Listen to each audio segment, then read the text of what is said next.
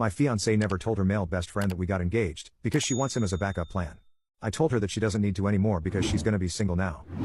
My now ex-fiance, 30F, and me, 27M, got engaged 3 weeks ago. We've been dating for 5 years and I finally got the money to give her the wedding she wanted. Well, 3 days ago we were discussing our guest list, and I asked if she wanted to invite her best friend, let's call him James, 30M. James lives in another state, but since they were friends for 10 years, I thought I could even pay for his travel expenses since it would be great to have her best friend at the wedding. She denied, saying that it would take a lot of work to bring him, and she wanted to be a family event. Countless times she mentioned that James was like family to her, so I insisted. She got annoyed and said, I didn't even told him we were engaged. That took me by surprise. I tried to ask why, but she started stonewalling me, and I left her alone. After a couple of hours, I tried to ask her again why she hadn't told him we were engaged, and she still refused to tell me, and I admit, my insecurity got the better of me. In the past, James had confessed he had feelings for her, which she turned down and basically friend-zoned him. But by the way she told me, it always sounded like she had him as a backup, something not only me, but her exes realized. She married him online. They always made the World of Warcraft characters look like a couple, like wearing the same transmog and stuff like that. When she had a fight with her exes, he was always there for her and etc. I told her that made me uncomfortable, and if she was not planning to tell him, she might as well consider herself single, cause I would not marry someone who couldn't be honest. Yes, I was pretty immature, but she did something even more immature. She texted him while showing me her phone something like, hey, just so you know, I was engaged, but not anymore, and sent it to him. I told her to pack her things and leave my house. Ever since she left, she has been calling me, but I refused to answer. My mom called me, because she apparently called my mom, and said that I was an asshole for ending things for such a ridiculous thing.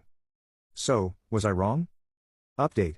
Hey guys, I just got home after talking to my, still, ex-fiancé, and since a lot of people asked for an update, here it is.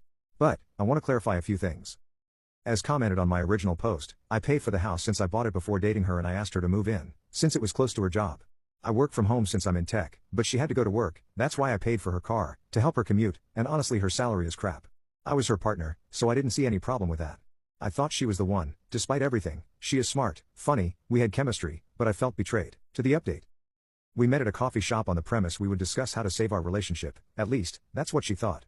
As soon as we sat down, I asked to see their messages. She got defensive immediately and told me she had deleted everything. I asked to see her phone anyway. She started to cry, ugly cry, asking me to stop. At that point I had already decided I was not going to be part of the relationship anymore, but damn, I was curious. It took a good 20 minutes for her to hand me her phone, a lot of crying, even a waitress asking her if she was okay. So I read the messages. There wasn't any cheating like nudes being exchanged, them professing their love for each other, but what I read still stung. There was a lot of smack talking about me. A lot.